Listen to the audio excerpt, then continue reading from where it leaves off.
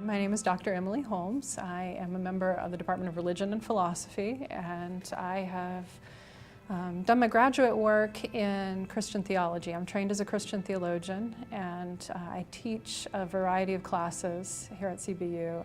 I teach classes in the religions of the world, in the history of Christianity, Christian spirituality. And so my research has covered medieval Christian women. That's really where I started my research, and theology of the incarnation.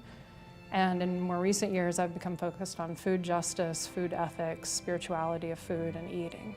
We moved to Memphis when my husband, Paul Haught, was hired at CBU in the Department of Philosophy, and I was still finishing my dissertation and working on my degree from Emory and teaching part-time at Rhodes, teaching part-time at CBU, and then once I finished my degree, a position opened up the same year in the religion department that I applied for and thankfully was hired for.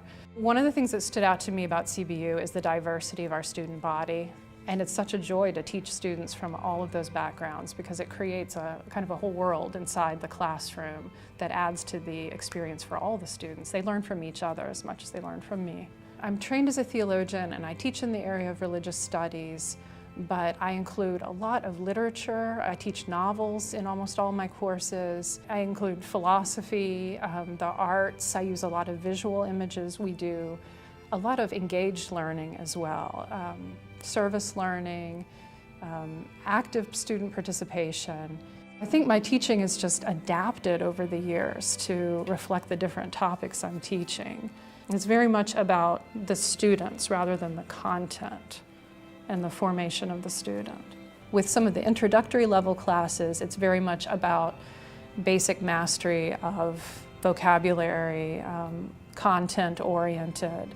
What do students need to know? All of our students in the general population need to know to be effective citizens. Once they graduate from CBU, go out into the world. What should they know about Islam? What should they know about Hinduism when they go out and work and one of their colleagues is Muslim or has to leave work early on Friday for the Sabbath? What do they need to know in order to be effective, educated citizens of the United States, which is a religiously pluralistic democracy? This generation is very passionate. They want to make a difference in the world. They care about injustice. They just need a little encouragement that they can get out there and do it. And to know something about the history of religions in the world helps. I think it was about 15 years ago now that I started really paying attention to where my food comes from. I lived in Atlanta at the time and shopped at the DeKalb, what was called Your DeKalb Farmers Market, which was not really a farmer's market, but it was a giant warehouse, grocery store, and for every produce item, it was labeled where the food came from, what state or what country.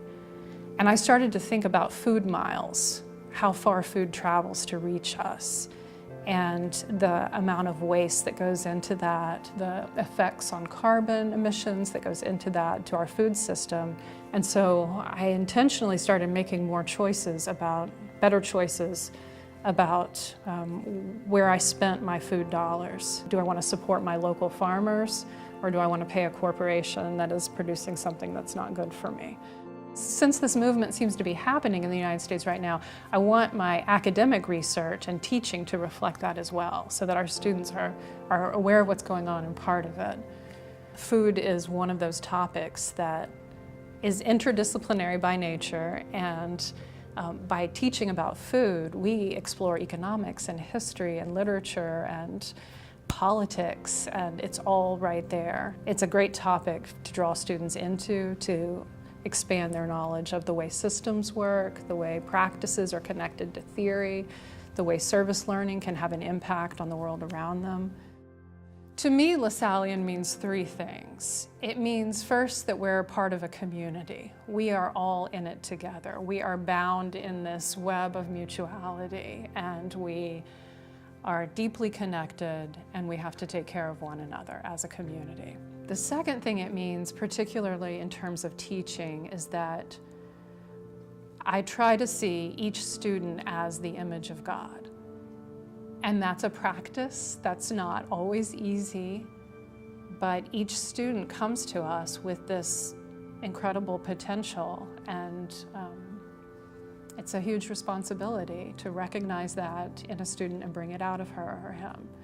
And then the third thing I think it means is service, especially to those who historically have been marginalized or disenfranchised.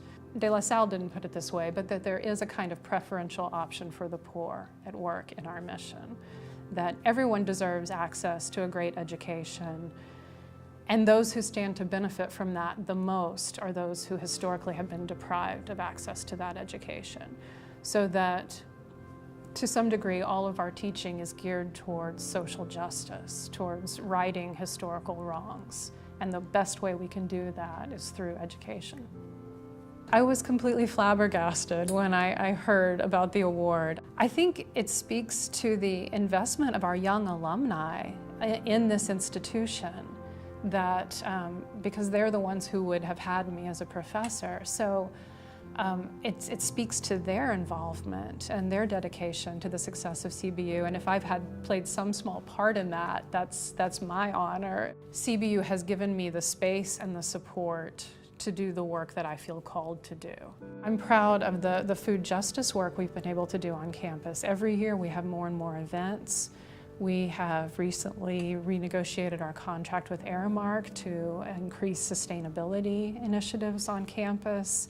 I'm really proud of our students, our graduates. They are going on to do incredible things, and I love hearing about their successes. Teaching is the kind of labor that you don't see the immediate results of sometimes. There's a kind of delayed effect. When students leave from CBU, I want them to know that they can make a difference in the world, that they get to decide what kind of person they want to be and what kind of world they want to live in. That's something we co-create together. We're not just passive victims of the world we find ourselves in. I mean, we live in incredibly difficult times with global climate change and poverty here in Memphis, structural racism, violence against women. There are so many problems in the world that it feels like at this time we need all hands on deck. You know, we need our graduates to go out and make a difference, and they can do it, and I want them to believe that they can do that.